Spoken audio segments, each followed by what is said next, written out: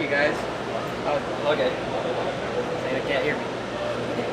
I don't know about this, how much closer I can get now.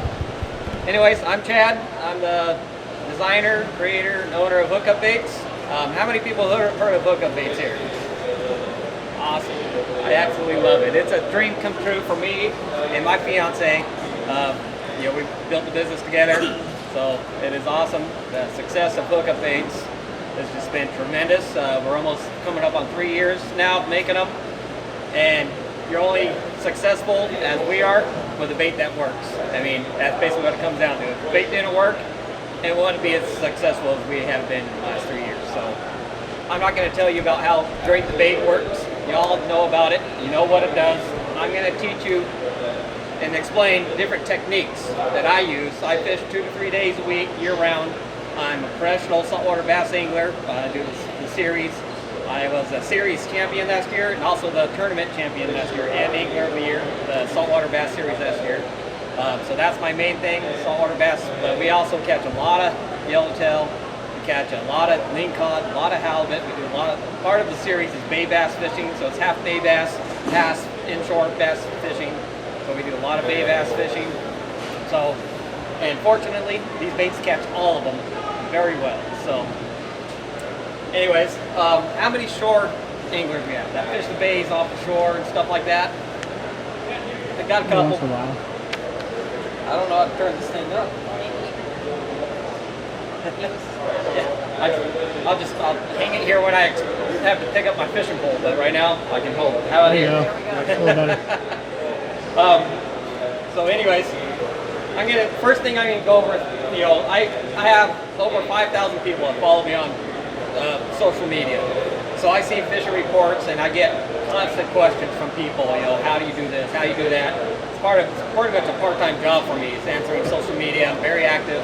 I always want to help anybody that's using a hookup bait catch fish using hookup bait. So I answer questions daily and I also share a lot on social media. One of the biggest questions I get is, okay, now I'm using hookup baits, I'm not catching fish. What am I doing wrong? The number one answer to that is, you're fishing where there's not fish.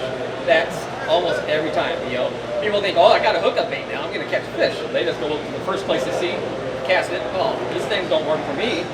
But the baits are very productive. When there's fish feeding in that area, don't matter what kind of fish they are, they're gonna eat the bait. That's just the design of the bait.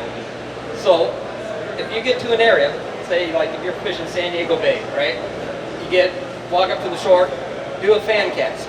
Cast this way, do about 10 casts. If you don't get bit, move. And all it takes is 10 casts. It takes about 10 minutes or so, 10, 15 minutes. You don't get bit, go down that shore, 50 yards, try it again. And that's the way you're gonna do that, and all of a sudden you're gonna hit a spot where, oh, boom, boom, boom, boom. And you can go wide open, or you can start picking at them. But if you're not getting bit, don't do more than 20 casts and move on. If there's fish feeding there, you're gonna get bit. So, and that goes for all of it. If you're fishing shore fishing, if you're fishing private boat, how many private boaters do we have here? Okay, awesome. That's my thing too. I've always been a private boater since I was a kid. And that's the biggest thing. Same thing. I get questioned a lot is I'm out on my boat, I'm not catching fish. And I go fishing with a lot of different people every week. And I let them, hey, you do your thing. And then we go out there and they do their thing. Then I say, okay, now let me do my thing. The whole thing is, you gotta be on structure, especially if you're bass fishing. You just don't go out there and, oh, this looks like a great spot. Stop the boat and start fishing. I mean, you'll catch a fish. I mean, I kind of use a theory of, you're in an airplane. You ever look out the airplane window and you go, and there's desert, and all of a sudden you start coming into a town, you get a little, you see a little bit of life, then all of a sudden you get in the town and there's a ton of people, then you go out and there's speculative people, and then there's nothing again. That's exactly what the ocean floor is. So if you're in that desert area, you might catch a fish every once in a while. You want to be over that town. You want to be over Long Beach fishing, So that staying on that spot and staying over the main majority of the fish is actually more talent than using the baits themselves. So if you're on the fish, you're going to catch fish with these baits. So use your electronics. Use a mapping system. I use Navionics on my phone. It works very well. Download it on your phone if you don't have it. and then in conjunction, use it with your fish finder. When I set my fish finder up, I do a double screen, one just regular screen, and then you do a 2-time zoom of that same screen. Almost all fish finders do it. You can do a split screen. Regular look, and then that zoom look. That fuzzy stuff at the bottom, that's what you want.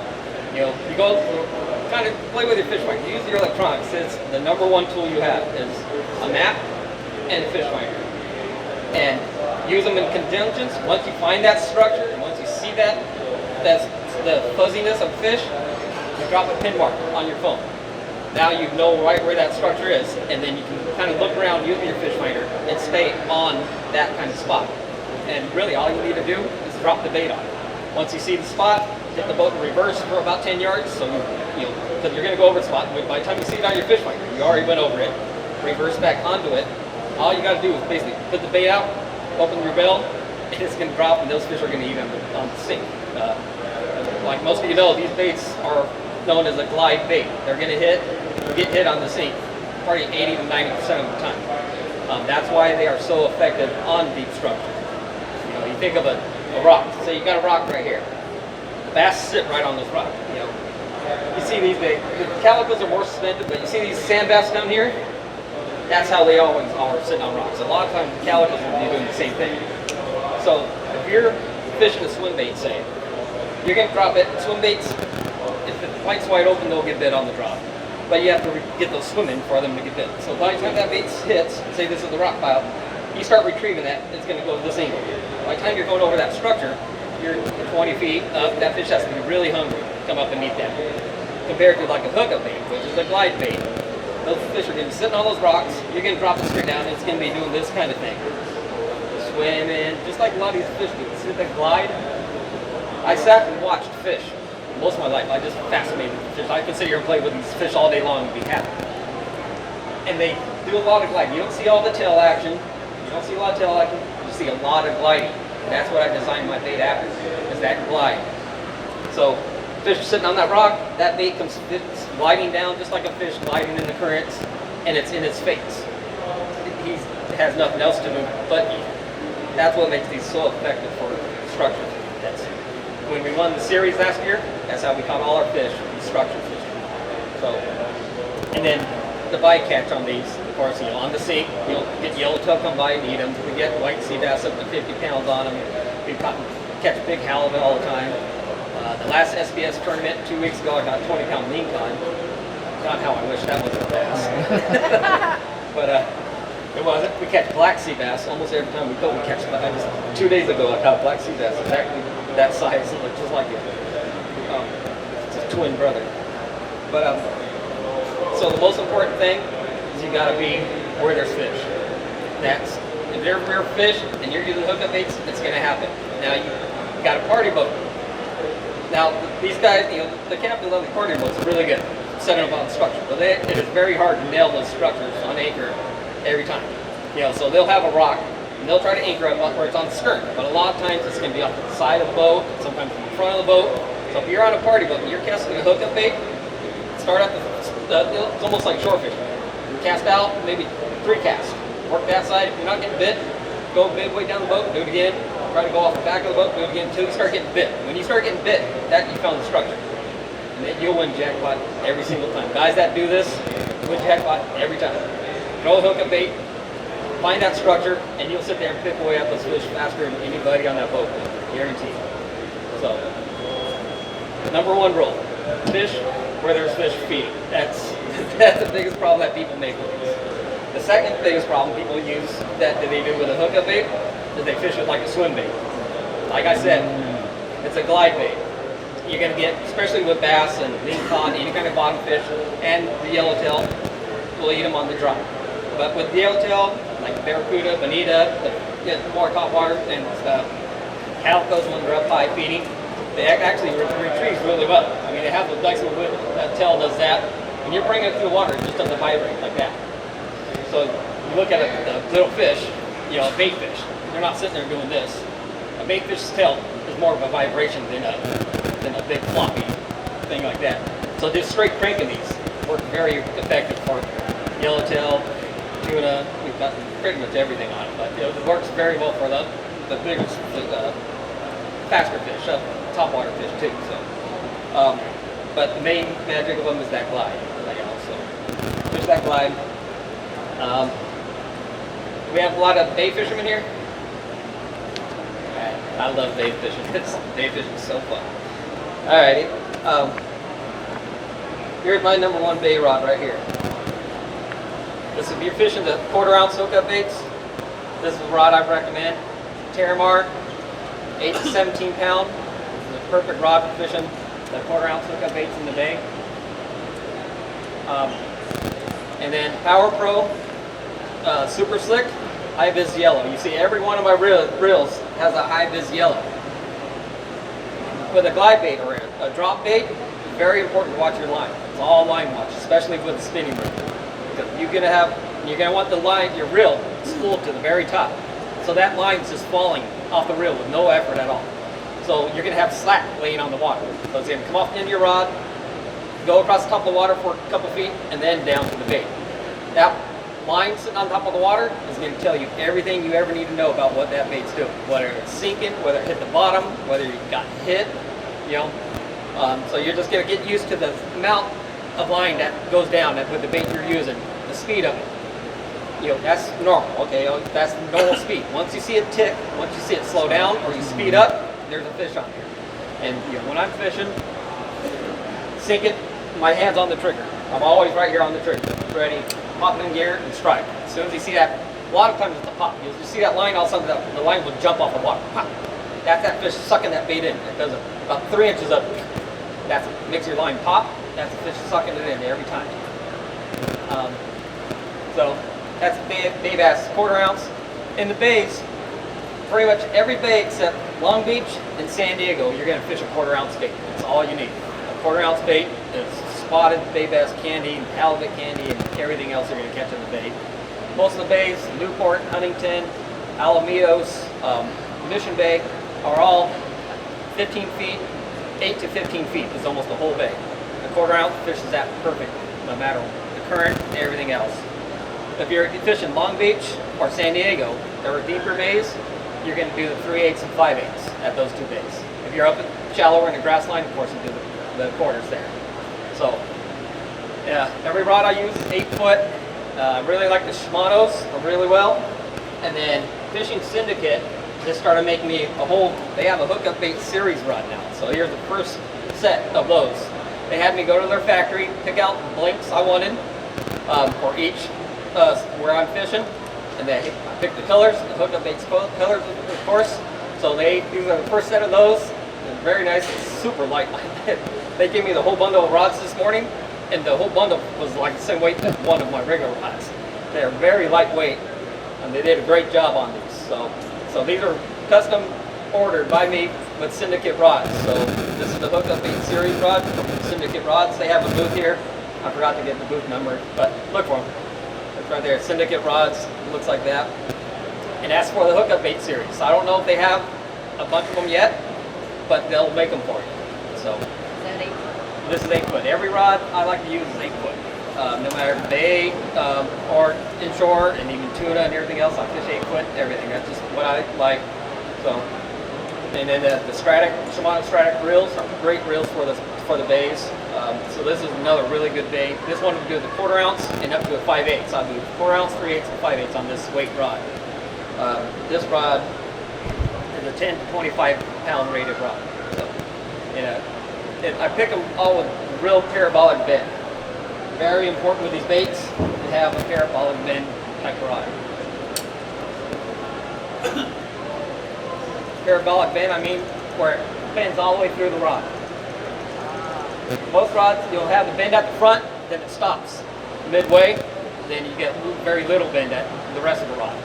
With these baits and keeping fish hooked is always best with a parabolic rod. Every rod I like, and all rods I pick from Syndicate rods all have a parabolic bend.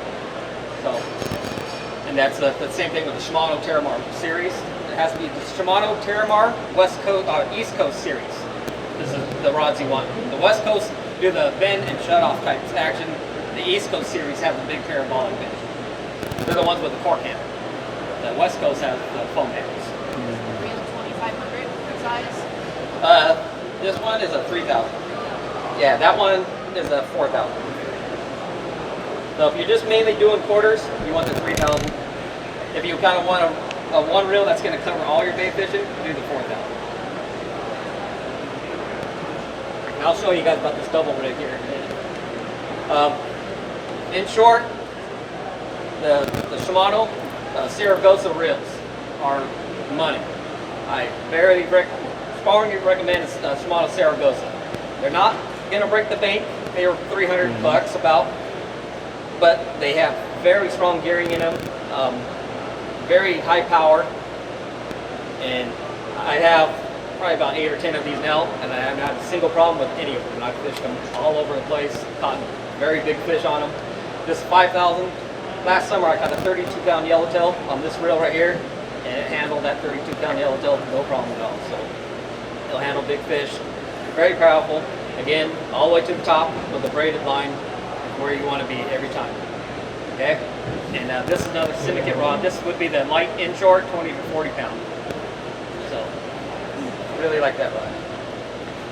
And then what I've been doing mostly lately is fishing these big baits. I don't know how many people follow me here on my social media. You've been seeing those. Last week I caught 2 calicos over 8 pounds last week. One Monday, one Friday. The last tournament we had 2 weeks ago, I caught 20-pound lean cod during the tournament. But then I'm constantly, every time we go out, we catch 4 to 6 pound bass. Constantly, every single time, sand bass and calico bass. And all I fish is these big baits. These big baits I have fallen in love with. We've carried them now for a year and a half, but just really seriously started fishing them in the last 3-4 months, and that's all I use now. Probably the last 2 months of fishing, I've used nothing but a 3-ounce hookup bait. And these baits, more than any other bait, requires the right kind of rod to fish. You know, fishing the smaller baits, you can get away with different rods and stuff, but the bigger your bait gets, the more critical the type of rod and the type of setup you have to fish it. You know, I first started fishing these baits, I was having a really hard time working it correctly because I had too small of a rod. Then I was hooking fish, so I had one of these Terramars that's a real heavy one. It's my yellowtail and tuna rod, but then it was too stiff. I got my heart broken so many times with that stiff rod because it would tear the bait out of his mouth every time. You need that bend. You know, when you got a bass, they hook, you hook them every time. So they got 3 or 4 ounces of weight sitting outside their face, and they're sitting there shaking their mouth. They just have leverage with that extra weight hanging out the mouth. And with a lot of bend or a lot of pressure onto it, they come off the hook almost every time if you have a stiff rod. If you got a rod that has a big parabolic bend like this one, it's a big shock absorber to all that stuff, you know. But then it still has enough backbone to pull them out of that structure that we fish. But you have all that shock absorber that keeps the hook in his face, you know. So you want a very strong but parabolic bend if you're fishing these big baits, more than any other size. And you don't fish these on anything less than 40-pound fluorocarbon. I've started with 25, and there's been a couple times where there's probably at least 5 times where I didn't even have a chance. You catch big fish. That whole theory of big fish, big baits holds very true with these guys right here. Went up to British Columbia last year with Sergio, and I used these all. The only thing I brought was a whole box of 3 or 4 ounces of these, and 15 to 20-pound lean cod almost every drop. Up to 32 pounds is my biggest lean cod. Then the yellow eyes, the big yellow eye rockfish, you know, they're all 8 to 10, 12 pounds. They just absolutely went nuts over these things. We kept having to move because we're catching so many yellow eyes, you know, because we didn't want to catch them. They die almost every time we catch them. So very effective. We caught the big Pacific halibut on these and everything else. So if you're going up to Alaska, British Columbia, definitely need to bring these. The guide was like, oh my God, I can't believe how well those things work on the big rockfish and stuff in there. Now here, like I said, this has 50 pound of the Power Pro. My inshore, I do 30 pound. The bays, I do 20 pound. All the same, the Power Pro high vis yellow. And then 40 pound fluoro. I always use fluoro. I swear by fluoro. Using this double rig, it gives you a chance to test a lot of different stuff. And I'm the kind of guy, I always testing stuff. That's how the baits were developed. And just testing. So I wanted to test mono versus fluorocarbon. So I went out there, 2 identical baits on a double rig, one with mono, one 25-pound mono, one 25-pound fluoro, and the fluoro did get bit more than the mono, so it does work. It is invisible. The whole theory behind that, though, is how it lets light pass through the line, which makes it invisible in the water and all that kind of stuff. That works until your line starts getting roughed up and scuffed up. Once you start getting, you get fish and they roll on the line and stuff, or they get a little bit of structure, they rough it up. Once that happens, now you're just fishing mono because it's not clear enough to let the light go through. Now it's mono. So I have noticed that with it. So every time you catch a fish, you want to do this thing. If you feel it rough, cut that piece off, retie. You'll keep the advantage of using fluoro. The other advantage of using fluoro is that it's more abrasive resistant on structure, which I found that only true if you use the right fluoro. A lot of the regular, I've used all the fluoros out there. A lot of them seem just the same as the mono. It touches the structure, pop, you're done. This fluoro I like, it's the Berkeley Trilene Gold Label fluoro. It's the only one I've found so far that when it does hit structure, it actually peels like string cheese instead of just breaking. So you'll come up and you'll see it actually peeling like string cheese, but it still holds string. You still get the fish in, where another fluoro still hit that rock, it snaps. So that's why I like this. Other than this being the cheapest fluoro out there too, you get 200 yards or 100 yards for the same price as you get 25 of all the other fluoros. So that brings me to the next thing, leader length. Like I said, braid is your friend. Use braid on every reel you got, unless you're casting irons on with a jig stick or something. Everything else, use braid. Braid is one of the best things ever brought to fishing. Everything from trout fishing all the way up to tuna fishing, I use braided line, especially for spinning reels. Braided line make spinning reels very effective for saltwater fishing. That, and plus the fact that the way they make spinning reels nowadays they're very high quality. This Accurate reel right here is one of the coolest reels I own. Very cool reel, very powerful reel, very smooth, but it's expensive. But you're one of the guys that want the best of the best, these Accurates are awesome.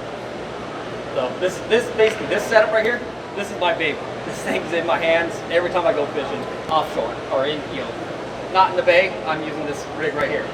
Actually, this is a favorite rod. I bought this when I worked at Turner's when I was 19 years old. It was a jig stick, torque wrap jig stick. I caught thousands of fish with it, with you throwing irons. When I started using hookup baits, I wasn't throwing irons no more. Had it stripped down and made into a spinning rod. So I've had this rod for many, many years, gotten thousands of fish on it. So anyways, leader length. Knot, we played with a lot of different knots for your splice. And we were using the RP knot. Uni we started with. We did the RP for a long time. Then my tournament partner, we fish a lot of heavy structure with these big baits. So you catch structure or whatever. And your weak point was always your splice. When you get hooked structure and you break your line, that's your weak point every time. So fishing tournaments, it's all time. You want to retie and get hooked, so you have to tie a new leader on. You're like, yeah. So my buddy, my tournament partner, which does a lot of research and stuff, he started researching knots and everything else. He started tying this FG knot. And I'm like, all right, you tie that FG knot, and I'll keep doing my thing. Well, I noticed every time he gets stuck and it breaks off, it was breaking at this knot now. And he wasn't losing his leader no more. So I was like, oh, okay, well there's something right there. And then also it's smooth. There's no tag ends on this knot at all. It's super smooth. So it goes through the guides and you don't even feel it. So it has two advantages. It is a lot stronger, plus it's a lot smoother. So we started tying that FG knot, and that's been really well for us. Leader length, when you reel up, you usually got about a foot to 2 foot off the end of your rod when you're going to cast. You want that leader between your reel and your first guide. It's your most effective place to put that knot. It's not in your reel screwing things up, and it's not up in your guides. Through the day, it's going to get shorter. So by the end of the day, you should be around here somewhere, depending on how many fish you're catching, what structure you're fishing, but usually around here somewhere.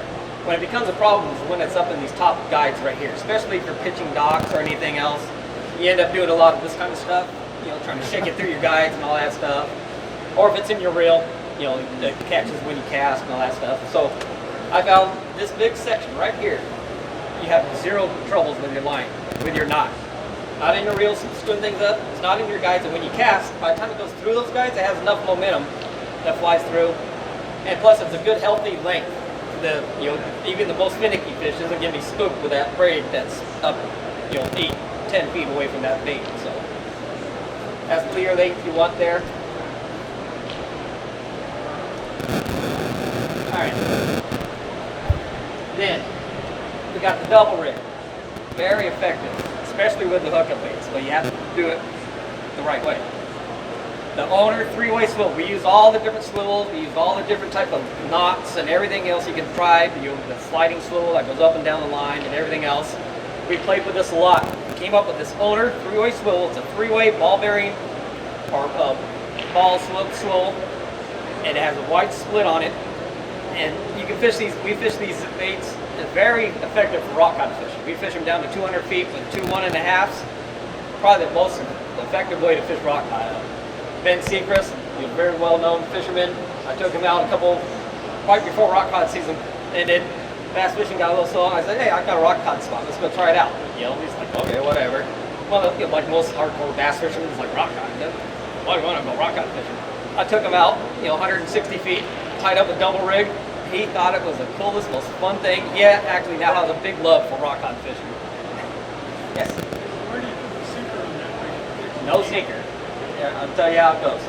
So this is what I fish. Like this is actually my setup for. I do seminars at the freshwater bass tank. So that this one already has a double rig on it. But for rock cod, we'll do 2 1.5s. Our biggest size. I always do 2 different colors. It's just might as well always do 2. We do this a lot when we're pre-fishing for our tournaments. We'll go out. My buddy will fish 2 colors. I'll fish 2 colors. We'll do the double rig to see which colors they're liking the most. Then we'll go back and fish the tournament with the big baits in that color. So that's what a lot of what our pre-fishing is.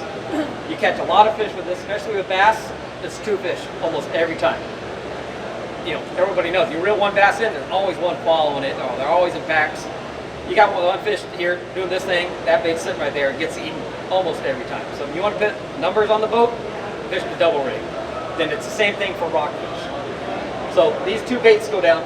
The most important thing, they have to be 2 different lengths. Because when they're going down, they're doing this. They're swimming around each other and doing all this. And then when you actually jig them, they do the same thing, but faster. If they're the same length, they crash into each other and hook each other. You're going to come up every time with your baits hooked together. So as long as they're a length, at least 3 inches apart, it's like fishing 1 bait. They never tangle. The only difference is you catch 2 fish instead of 1. Basically, it's the only difference. And plus, you can get 2 smaller baits down deeper. Because it actually does make a difference. If you fish with 1.5, it's hard to get down 200 feet. You fish 2 1.5s, it gets down there no problem. So it does make a difference. That's get two smaller baits deep. That's money every time. So if you're gonna go rock fishing, do yourself a favor. Buy 2 1.5 hookup baits, 3-way swivel, number 4s for rock fishing. 3-way swivel, and it's the absolute best way to do rock fishing. For rockfish, I do the 50-pound. One more thing I need to show you. You notice I have a fluoro leader on top of the swivel. A lot of people want to just tie straight to the braid, but the braid is too flimsy. Sometimes when it's sinking down, one of these baits will come up like this, and it'll actually, because the braid is flimsy, it'll hook above the swivel like that. Where the fluorocarbon is more stout, and it'll bounce right off. So usually for rock cod, I'll do a 40-pound leader above it, then do these leaders at 25 pounds. So when if you do snag on the bottom, you lose 1 bait, not both your baits and your swivel. So, and 25 pounds is usually heavy enough to hold anything. I want to do it for yellowtail. If you get 2 yellowtail going this way, it's going to be trouble. Bass and rockfish and everything, they kind of just do this and they're fine with it. 2 yellowtail would be a handful. So it's more of a rockfish bass thing, and it works really good in the bays also for the spotties and all that. So double rig, very effective. Gotta try it out. And catching 2 fish at a time, it's fun. It's a kick in the butt. So Chad, I'm sorry, that rig on the rod you were just holding is what? That's 20 pounds. Yeah. 30? 20. 20 pounds. Pay at 20, inshore 30, and your bigger bass, yellowtail, and everything, I do 50. Let's see, gotta cover everything. Oh, this is our new color we just released today. This is the mint. We have been using the mint for the last year and a half. We catch everything on it. People ask me constantly, what's your favorite color hookup bait? I got it's a sardine and chovy. Because this is actually my favorite color hookup bait. But we're so swamped with making the colors we're making now, we didn't have time to make the mint because we knew it would be huge if we make it. We finally got caught up enough, hired enough people, and went to a bigger warehouse. So now we're making the mint for you guys. This is my favorite color hookup. It catches everything like crazy. That I caught an 8.5 pound calico just last Friday on that one right there. 3 ounce mint.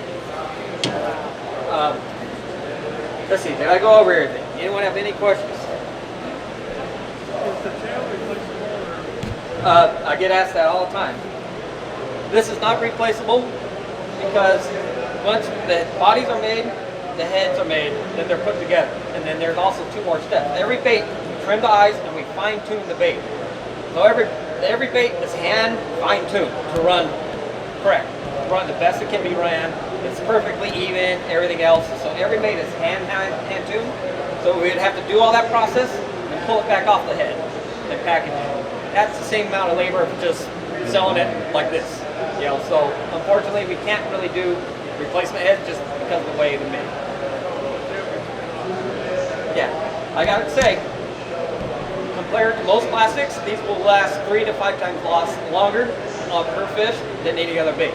So compared to a swim bait, the knobs get bit off, it comes off the collar, gets torn sideways. There's a whole lot less that goes wrong on these. You know, so they actually last a lot longer. You know, average is 10 bass per bait.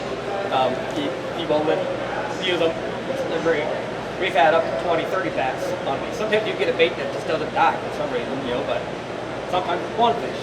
You know, it's hard to say, but they do last a lot better than most plastics. So they are pretty durable.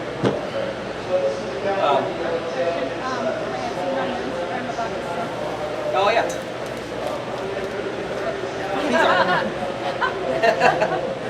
New scents we put out. We've been using scents in our baits for a while.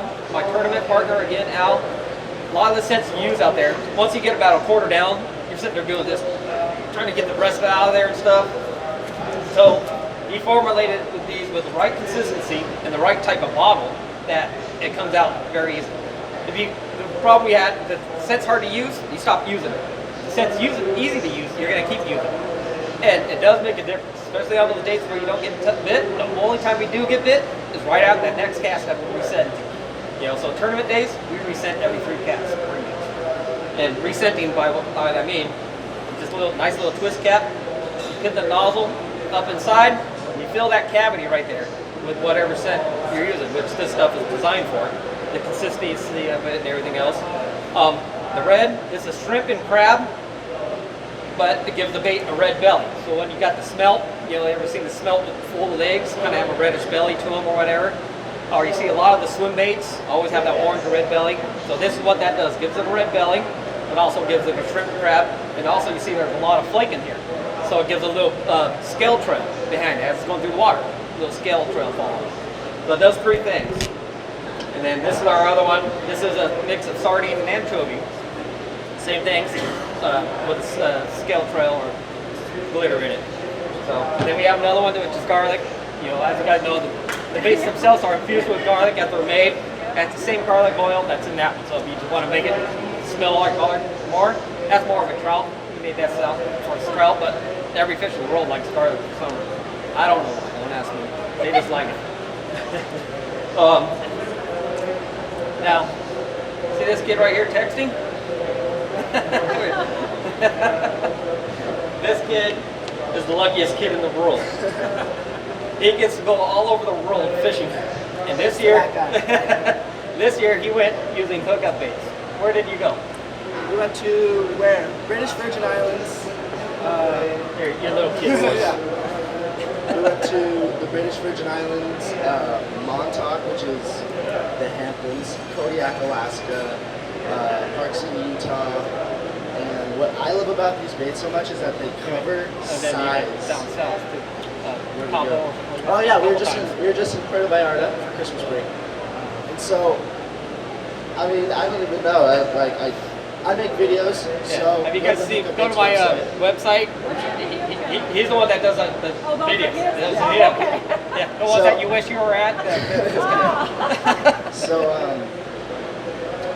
I grew up fishing classics and everything, so I was always trying to find like the next best thing. And I saw Chad last year, came up to him at this show, and I asked if I could make a video of his stuff. And literally, I have not fished a single thing since. Like No matter where he went. Yeah, no matter where we go. And the best thing is, no matter what you're fishing for, there's a bait for it. So brown trout in Utah, fishing the small ones. Lingcod and halibut in Alaska, fishing the bigger 4-inch big game jigs, and it's just, I don't know. Like, I don't mean to just push this on you guys, but I mean, seriously, it's next level. It made fishing a lot of fun. And this guy, who usually doesn't catch a whole lot, is trying to catch fish. So. Thank you, Chad. Thanks, Karen. You got any more questions for me? I do. Yes. So I fished your baits very effectively, like on kayak and from the shore, and I got awesome spotty killers. Oh yeah. But now when I've been out on the party boats, some things are up near the bow because the come out to the back. Yeah. But having where the boat kind of comes up higher too, I was wondering, is there a different technique to fish them? Yeah. When I'm not. Yeah, straight down. Let me tell you about the secret to fishing party boats, all right? First, I don't know if you came early enough to hear, you got to find the structure first. You got to fish your way around the boat until you find the structure. That's number one. But then, like, a lot of times for rock cod especially, they're going to do drifts. If it's a rock cod trip or it's a halibut trip where it's all drifting, what you do, this is what we did when we went on to El Dorado, right? Check this out. We went on to El Dorado, and this was the Anglers Chronicles sponsor trip. So it's all captains, people from Turners, people from Owner Hooks. They're all good rocks. They're all good sticks. And me, Ben Seacrest, my tournament partner, sat up in the bow of that boat, used hookup baits all day. We were tanked with live squid, all the live squid you can want. We outfished the whole boat in numbers, plus the 6 biggest fish on the boat. We just used the hookup bait, so outfished squid easily. So I've always said that outfished live bait, like fin bait. I didn't think it was going to outfish squid, and it did. So that even impressed me. I was like, wow. But anyways, what we were doing, that technique, when you go rock cod fishing on a boat, get up to the bow. The boat is flowing this way, right? So you're going to cast down drift. It's almost like fishing a river. You ever fish a river? The river's going this way. You cast up river, and you bounce it down. Once you're dragging the lure downstream, you reel back up, cast back up river. It's the same exact technique, but you're fishing the drift. So you get to the bow of the boat, don't cast square this way where your line's going to end up underneath you. Cast at an angle this way, and let it hit the bottom. And by the time it hits the bottom, it's almost going to be just right out in front of the boat, and then you just do the bounce, let it fall. Bounce, let it fall. And it's going to go, by the bow of the boat. Once you start dragging that bait, they'll get bit dragging, but it's hard to stay on the bottom. Where these fish are sitting, they're sitting on the rocks on the bottom. So once you start dragging the bait, you're only going to hit the bottom. If you open your line, or line goes out, and touch the bottom. As soon as you close your bell or put it in gear, that bait's floating up off the bottom. It's staying up above the bottom. It's really hard to touch the bottom that way. So usually once I start dragging the bait, reel back up, cast back, down drift. Bounce, bounce, bounce. And that's the most effective way to fish a party boat on a drift. You'll do really well doing that. How about when you're fishing summertime with yellowtail? Sometimes yellowtail, either yo-yo fish or surface fish. Same thing, like this rig right here, forever. So you can get it in front of the boat, just like casting iron, launch that sucker out there. If they're on top, as soon as it hits the water. And a yellowtail retrieve, you're always fishing a big rod like this, so you're not going to be fishing it out here. 2 casts and you're dying. You got to hold it in your armpit. Up here. You can see it's all worn out right here. That's my armpit. Get there.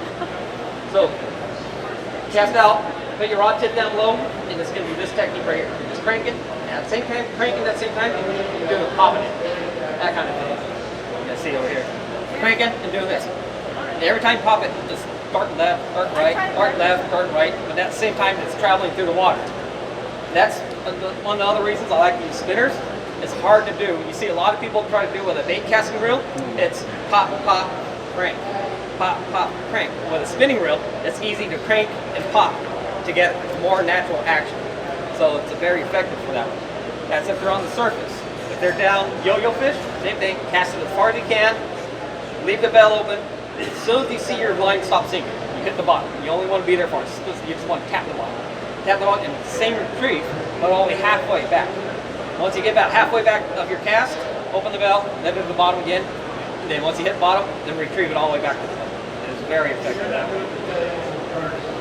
Yeah, you're not burning it. Actually, you're doing a lot less work. You only have to go about half the speed as if burning or yo-yoing an iron, and it's just as effective. Went to Cedros Islands with a whole group of people, and it's all yo-yo fishing for yellowtail. You know, the pongas are all lined up, the yellowtail will come through, and you see everybody sitting there going, Yeah. I'm sitting there going, it's doing half the work and catching like 3 to 1 on everyone. So everyone, by the end of the day, we're like, what the heck were you using that? This was like 2 years ago when I was kind of new, so it's like, just using a hookup bait, doing half the work as you. That was the first trip that Marciano went on with us. No, well, San Diego, yeah, it was the English Chronicles trip, yeah. Oh yeah, we caught the 5 biggest sheephead on the boat, all 15 to 20 pounds. And then we caught the only yellowtail. We caught the yellowtail on the big one, but it was the big 8, the 1.5, so what we're catching the sheepheads. And the big sheepheads trip out on this. Is when we were using this scent right here. And we caught, between me and my tournament buddy, we caught 5 sheephead between 15 to 20 pounds. Every single one of them came on the next cast after rescenting with this red scent. So that was kind of a coincidence, or was it the scent? 1.5.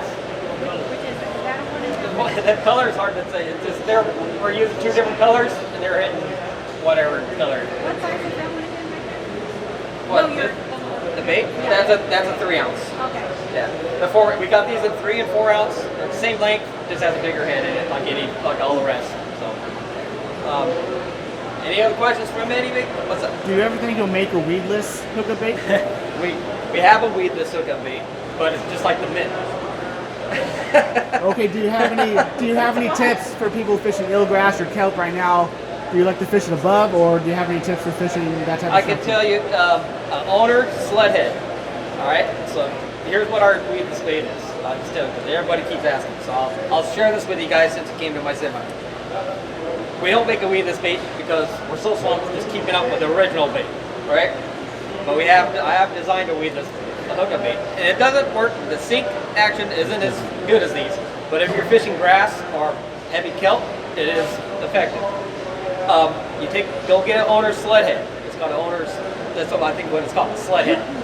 And what you're gonna do, hold the sled head up to the bait, and right where it's a Texas rig type of hook, right where the hook would be coming out of the body, you just make a very small slit, slide the head in this way, and then the weedless hook sits right even with the top of the bait. So that's how you can fish. And I've caught actually my biggest spotty I ever caught was with one of those. So as it is hunting to harbor, fishing heavy grass. So it comes through the grass very nice. So, and then especially you scent it up, so you got scented bait crawling through the grass. It works really well. But eventually, when we do get caught up, we'll come out with a weedless because I get asked for it a lot. What's that? Can you tell me? I didn't understand how you do it. It's an owner's sled head. Go to the owner's booth. Right. Ask for the sled head, what it is. Yeah, and so you're just cutting you're gonna hold the head up to the bait, right where the hook under the offset down. Okay. Right where the offset down of that hook is, you're gonna make a little slit and put the head in that way. So it comes out of the bait. It's got the head. So you're taking What's up, Rich? Steal my lure? Take yours out and put that in. Yeah, so you're gonna pull it off. That's what that's what, okay. Yeah, these can come off. Okay, gotcha. You can do that. Okay, gotcha. Put a slit, put the weedless head in, then the hook's gonna come out, and then you gotta hook it back in to where it sits in here. Got it. Okay, that's what I was wondering. Okay. Yeah. So that's the only way I can help you with the weedless right now. What is the booth number? 1046. Yeah, we're at 1046, guys. Come see us. Everyone's buying the hookup baits now. Thank you. You're welcome. We got these at the booth. The swivels, the owner swivels, 3 ways. We have these at my booth. So you can check those out there.